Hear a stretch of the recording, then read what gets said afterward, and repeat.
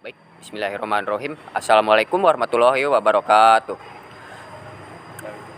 Perkenalkan, nama saya Fahri Rasya Prana dari Universitas Indra Prasta PGRI, jurusan Pendidikan Sejarah. Di sini saya berada di SMP Dharma Pertiwi Cipayung Depok. Di sini saya akan mewawancarai bersama Ibu siapa? Bu Riris.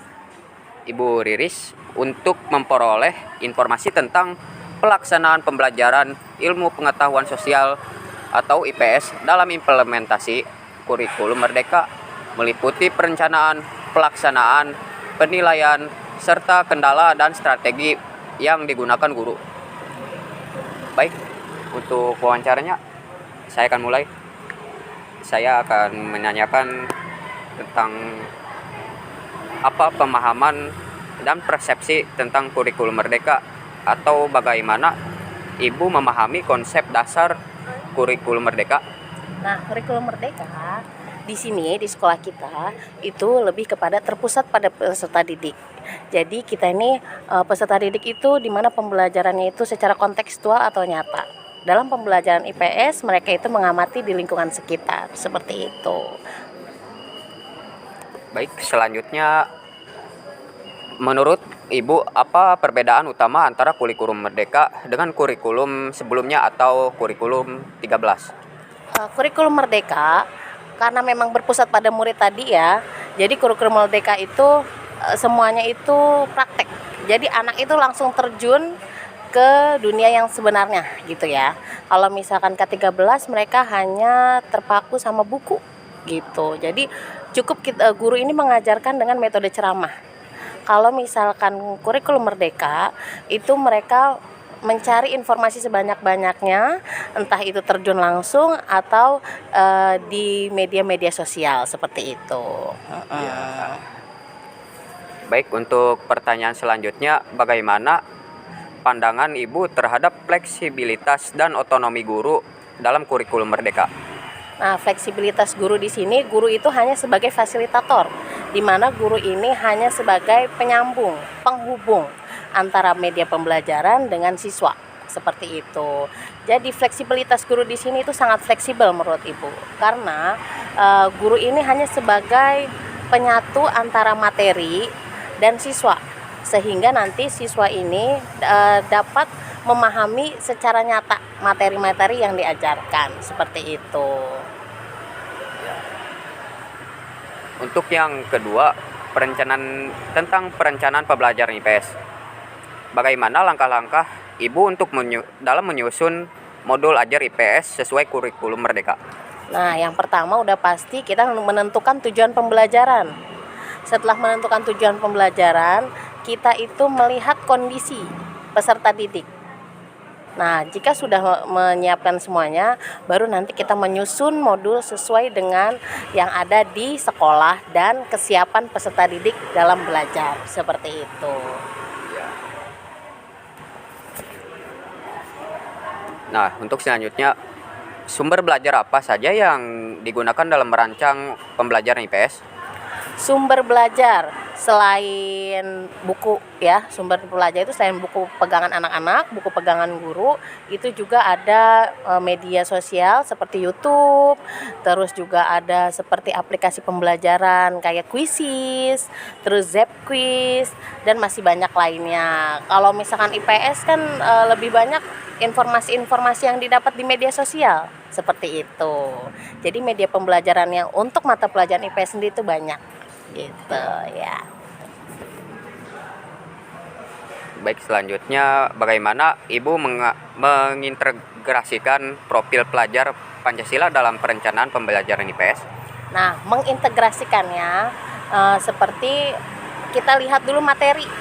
Nah, materi IPS itu kan ada tentang mobilitas sosial, di mana di situ masuk ke profil pelajar Pancasila.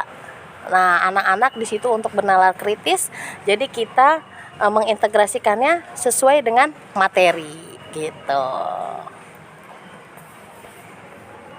Selanjutnya tentang pelaksanaan pembelajaran IPS. Bagaimana metode atau pembelajaran apa yang paling sering digunakan dalam pembelajaran IPS di kelas? Pembelajaran yang paling sering atau metode yang paling sering Ibu lakukan itu metode problem based learning, di mana anak itu memecahkan masalah.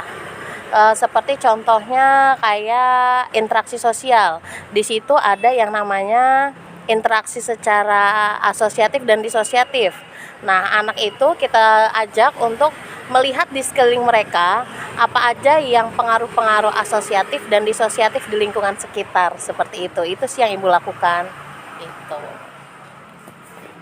Baik, bagaimana cara Ibu mendorong siswa untuk berpikir kritis dalam kontekstual dalam pelajaran IPS? Nah, berpikir kritis melalui tadi problem based learning, agar dia bisa berpikir kritis. Jadi mereka itu menganalisis atau mengamati lingkungan sekitar. Setelah mengamati, nanti kan mereka bisa berpikir, oh ternyata tuh yang dilakukan itu tuh salah gitu. Oh ternyata tuh kerja bakti itu adalah merupakan salah satu dari profil pelajar Pancasila gitu. Nah, apakah terdapat kegiatan proyek penguatan profil pelajar Pancasila atau P5 yang terkait dengan mata pelajaran IPS?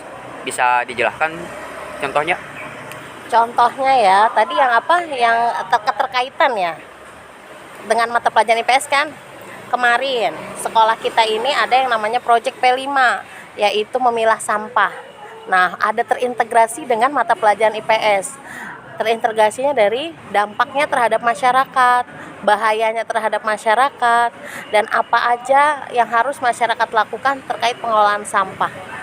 Nah, itu masuk ke pembelajaran IPS gitu.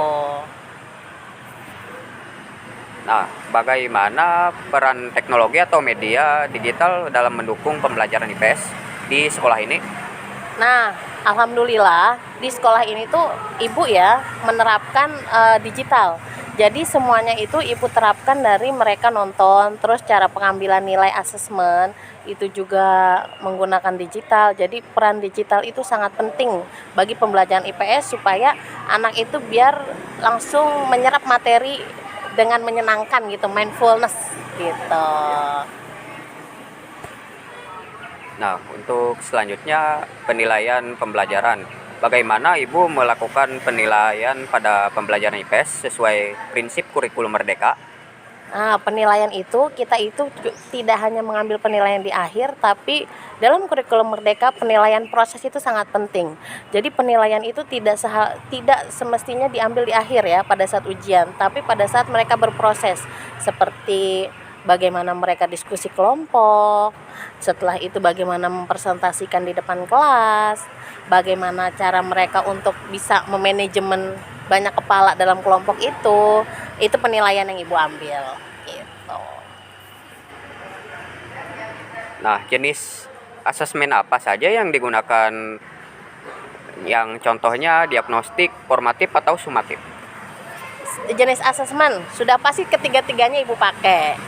Diagnostik, kenapa penting? Karena untuk menentukan yang tadi modul pembelajaran.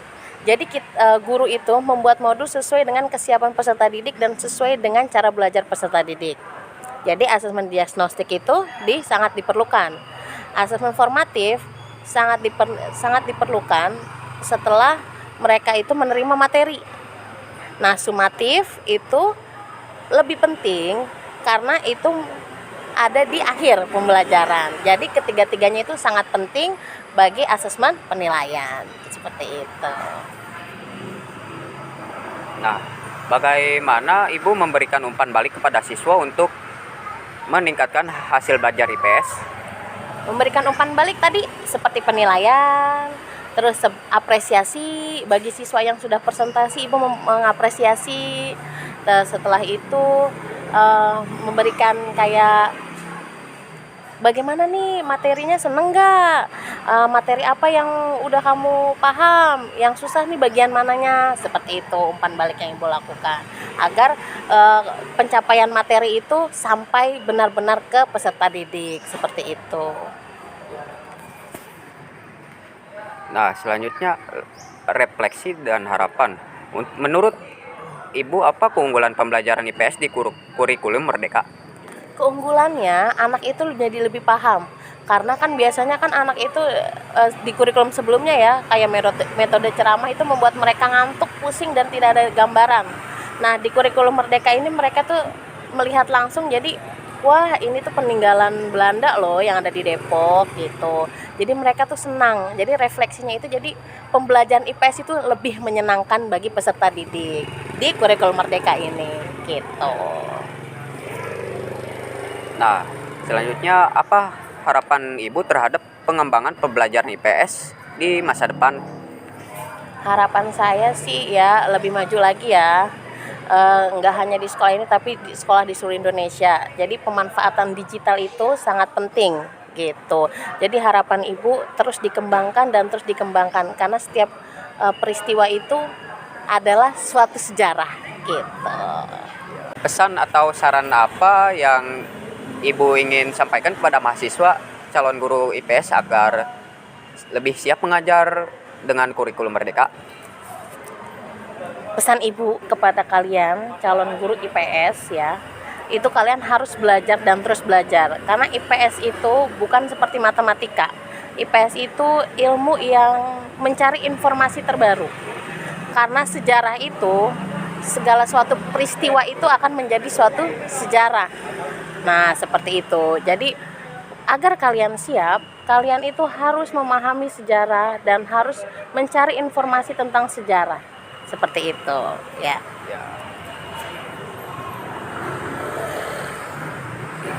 Nah, untuk kesimpulan Ibu bisa sampaikan tidak Kesimpulan apa nih?